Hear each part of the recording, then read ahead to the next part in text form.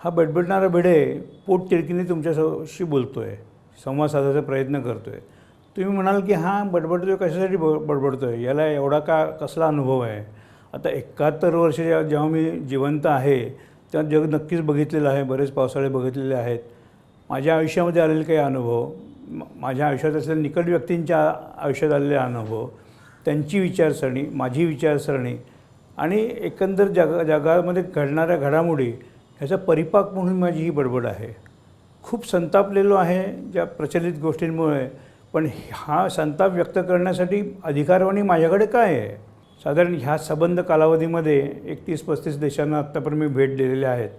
नंतर मी जेव्हा भेट दिली वेगळ्या देशांमध्ये, तेव्हा मला अर्बन डेव्हलपमेंट काय पद्धतीने व्हावी यासाठी इंटरनॅशनल कॉन्फरन्समध्ये मला त्या ठिकाणी भाषण द्यायला म्हणून, त्याच्यामध्ये भाग घ्यायला म्हणून मला बोलवलं जायचं. तेव्हा मी नॉर्वेमध्ये बर्गेन नावाच्या शहरामध्ये माझं पहिलं आंतरराष्ट्रीय भाषण मी दिलं. मग नंतर कायरोमध्ये मी दिलं होतं.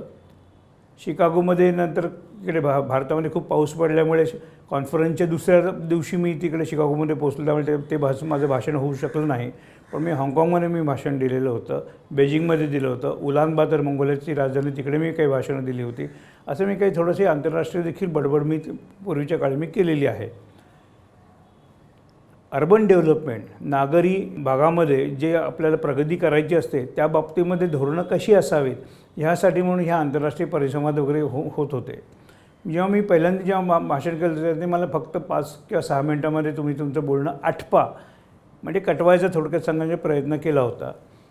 तेव्हा मी त्या पाश्चिमात्य लोकांना मी म्हटलं की कायदेशीररित्या किंवा बेकायदेशीररित्या आशियामधले, आफ्रिकेतले, गरीब देशातले लोक युरोपमध्ये येऊन सेटल होतात.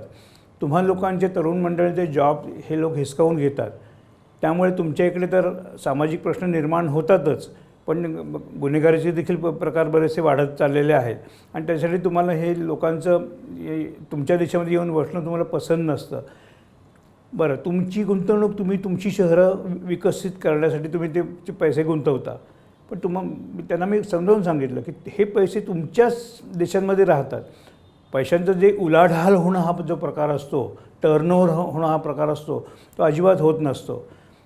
तो पैसा तुम्ही जर एखाद्या आर्थिक दृष्टीने साधारण ज्यांचं पद आंतरराष्ट्रीय बाजारात चांगली आहे, हिंदुस्थानाची पद आपली खूप चांगली आहे, तेव्हापासून आपण परतफेड करण्याच्या बाबतीमध्ये आपण कायम वक्तशीर राहिलेलो आहोत.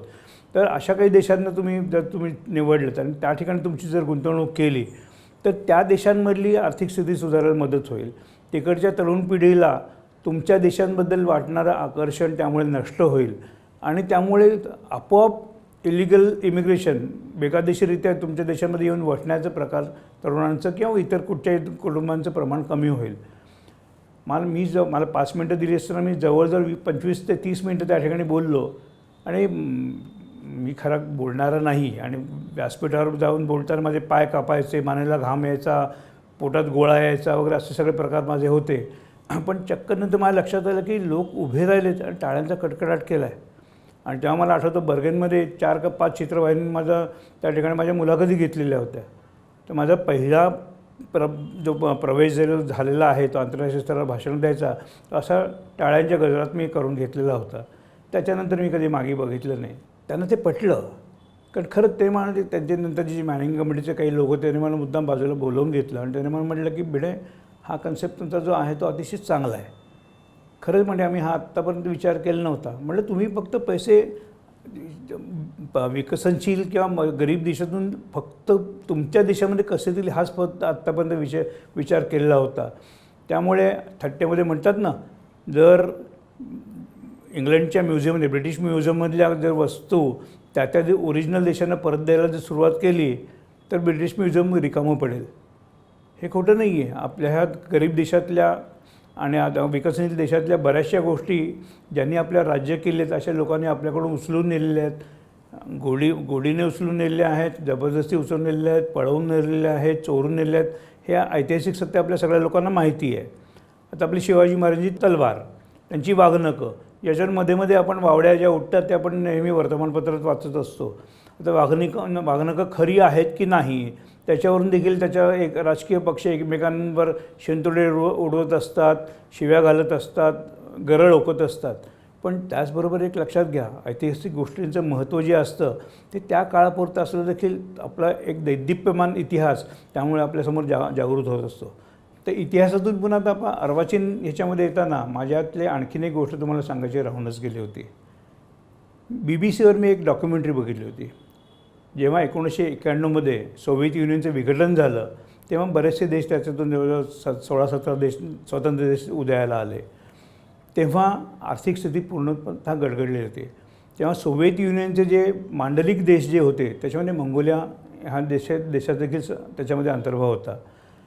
BBC वर जी मी क्लिप बघितली होती, म्हणजे फिल्म बघितली होती, त्याच्यामध्ये पदवीधर PhD झालेली माणसं त्यांना सरकारी बँकांमधून त्यांना पगार दिलेले चेक न वटल्यामुळे अक्षरशः उपासमारीने खंगायला लागलेले होते. म्हणून त्यांनी त्यांचा पारंपरिक जो व्यवसाय होता, मेंढपाळ असायचे ते. मंगोलियामध्ये उंटांचे कळप असतात, मेंढ्यांचे कळप असतात, आणि हरणांचे कळप असतात, आणि त्याचे मालक ते थंडीमध्ये ते दक्षिणेला सगळे कळप घेऊन येतात. उन्हाळा आला की उत्तरेला घेऊन जातात. हे खरे नोमॅड ज्याला म्हणतात. आपल्याकडे देखील हा हिंदुस्थानामध्ये पूर्वी हा प्रघात होता की जिकडे चारा जास्त मिळेल त्या ठिकाणी मेंढपाळ आपले कळप घेऊन जायचा. तर मंगोलिया हा देश पूर्णतः मंगोलिया, कझाकस्तान, किर्गिस्तान वगैरे ह्या ठिकाणी हे नोमॅड त्यामुळे बसलेले तिकडे जास्त आहेत. उलानबातर हे शहर नव्हतं. हे रशियन लोकांनी मंगोलियन लोकांसाठी वसवून त्या ठिकाणी एकाच ठिकाणी राहणं हा प्रकार मंगोलियन लोकांना त्यांनी शिकवला. ते मंगोलियामधले शिकलेल्या लोकांची देखील अवस्था बघून मला खरंच वाईट वाटलं. बरं, तुम्हाला चंगीज खान हे नाव तुम्ही सगळ्यांनीच ऐकलं असेल. खान म्हटल्यानंतर आपल्याला वाटतो तो राजा मुसलमान असावा. तो मुसलमान नव्हता. तो निसर्ग धर्माचा होता, ज्याला शॅमॅनिस्ट म्हणतात, किंवा बौद्ध धर्माचा आधीचा काळ त्या पंथातला तो होता. चंगीज खान यानं चंगीज खान मुसलमान दाखवला की हिंदी चित्रपट देखील मागे प्रदर्शित झालेला होता, पण तो इतिहास पूर्णतः चुकीचा आहे. ज्याकडे महाराष्ट्रामध्ये आपण अभिमान शिवाजी महाराजांचे पुतळे आपण महाराष्ट्रभर बघत असतो, तसं मी मंगोलिया जाऊनंतर मला लक्षात आलं की मंगोलियाच्या वेगवेगळ्या शहरांमध्ये चंगीज खानचे पुतळे त्या मंगोलियन लोकांनी त्या ठिकाणी बसवलेले आहेत. बरं, चंगीज खान मंगोलियामध्ये मी गेलो तेव्हा 92% बौद्ध होते, 8% ख्रिश्चन्स होते. तेव्हा 2% मुसलमान होते. इतरांचा कोणाचाही त्याच्यामध्ये ख्रिश्चन धर्म तिकडे तेव्हा सुरुवात झालेली नव्हती. आता जी परिस्थिती बदललेली आहे, पण त्या मंगोलियन लोकांना माझ्याकडून काही मदत करावी, कारण त्या लोकांचं आपल्या देशावर, हिंदुस्थानावर भयंकर प्रेम, कारण भगवान बुद्ध आपल्या हिंदुस्थानाचा. म्हणून त्यांना हिंदुस्थान आणखीन मंगोलिया हे दोन्ही देश एकत्र यावं असं मनःपूर्वक वाटत होतं. आपल्या सरकारने एक अत्यंत केलेली मोठी घोडचूक म्हणजे मंगोलियाकडे केलेलं दुर्लक्ष, असं माझं आजही म्हणणं आहे. आता मंगोलिया हे भूगर्भ संपत्तीने प्रचंड संचय असलेला भूगर्भाच्या खाली असा हा देश आहे. Molybdenum, vanadium, tungsten, tin, diamond, sapphires, gold, copper, त्याच्यानंतर आयर्न, ॲल्युमिनियम, कोकिंग कोल आणि ऑइल. अजून काय असतं जमिनीच्या खालून, ह्या सगळ्या गोष्टी आपण बाहेर काढत असतो आणि उपभोगत असतो. ह्या सगळ्या गोष्टींचे प्रचंड मोठे साठे मंगोलियामध्ये दडलेले आहेत. मी दिल्लीमध्ये जाऊन त्या तत्कालीन परराष्ट्र खात्याशी, आणखीन मिनिस्टर ऑफ इंडस्ट्रीशी देखील मी खूप माझं डोकं आपटलं. मी टेंगळं आली, रक्तबंबाळ झालो. पण दिल्लीतल्या लोकांनी माझ्याकडे पूर्णतः दुर्लक्ष केलं. आता हिंदुस्थानातले लोक सोडून बाकी सगळे लोक त्या ठिकाणी खोऱ्याने पैसे कमवत आहेत. आणि आत्ता कुठे आपल्या लोकांना थोडीशी जाग आली. माझा शाळेतला मित्र दिलीप दांडेकर मंगोलिया देशाचा मुंबईतला प्रतिनिधी आहे.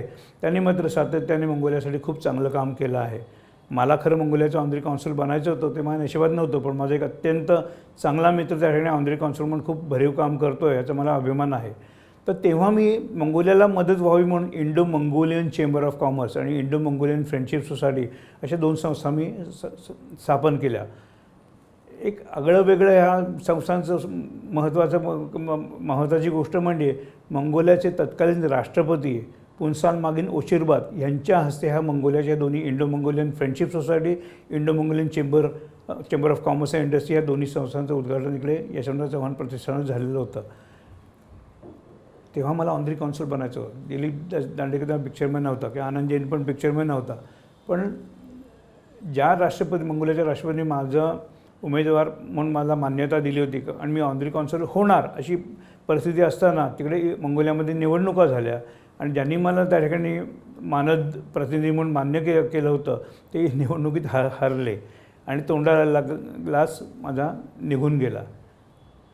ठीक आहे, काही हरकत नाही, माझ्या नशिबात नव्हतं ते गेलं. आणि मग अशी मी म्हटलं तसं तर दिलीप दांडेकर त्या पदावर आहे आणि खूप चांगलं काम करतो आहे. पण माझ्याबरोबर मला इंडो मंगोलियन चेंबर चालू करायला ज्यांनी मदत केली त्या लोकांनी म्हटलं की अरे संजय, आता आपल्याकडे खूप चांगली माणसं एकत्र आलेली आहेत. एक 200-250 माणसं तेव्हा आम्ही चेंबरमध्ये सभासद तेव्हा झालेले होते. त्यांनी आम्ही सगळ्यांनी मिळून ठरवलं की आपण हेच चेंबर वाढवून आता आपण त्याचं वेगळं नाव घेऊन आता आपण आंतरराष्ट्रीय स्वरूपावर आपण काम करायला सुरुवात करूया. तर 24 फेब्रुवारी 1994ला इंडो मंगोलियन चेंबरचं उद्घाटन झालं होतं. 5 वर्षानंतर जेव्हा त्यांचा आम्ही ऑनरेसरी काउन्सिल बनत नाही हे लक्षात आल्यानंतर मग त्याचं स्वरूप आम्ही वाढवून त्याचं ह्या चेंबरचं इंडो मंगोलियन चेंबर आम्ही बरखास्त केलं नाही, कारण मंगोलियन राष्ट्रपतींचा अपमान झाला असता. म्हणजे चेंबर आम्ही तसंच ठेवलेलं आहे. पण 24 फेब्रुवारी 1999ला trans Asian chamber of commerce and industry ह्या संस्थेची आम्ही स्थापना केली. रिलायन्स ग्रुपचे तेव्हाचे ग्रुप प्रेसिडेंट PN देवराजन ते आमचे फाउंडर प्रेसिडेंट होते. नकुल पाटील मग त्याच्यामध्ये इन्वॉल्ड होते आणि इतर बरेचसे माझे सहकारी तेव्हापासून माझ्याबरोबरीने आहे. आता आपल्या ह्या ट्रान्सलेशन चेंबरचा माझ्या बडबड्या स्वभावामुळे 70 देशांमध्ये संपर्क निर्माण झालेला आहे. आपल्या चेंबरचे 1000-1200 मेंबर्स आत्तापर्यंत झालेले आहेत. त्याच्यानंतर मी एकंदर 15 देशात 18 सामंजस्य करार केलेले आहेत आणि 6 देशांमध्ये आपण संपर्क कार्यालय चालू केली आहे. आता आर्किटेक्चरची प्रॅक्टिस म्हणजे वास्तुकला शास्त्रज्ञ म्हणून मी आधी माझी ओळख करून दिली होती, तो माझा आता व्यावसायिक काळ संपलेला आहे आणि मी आता पूर्णतः ट्रान्सलेशन चेंबरला वाहून घेतलेला आहे.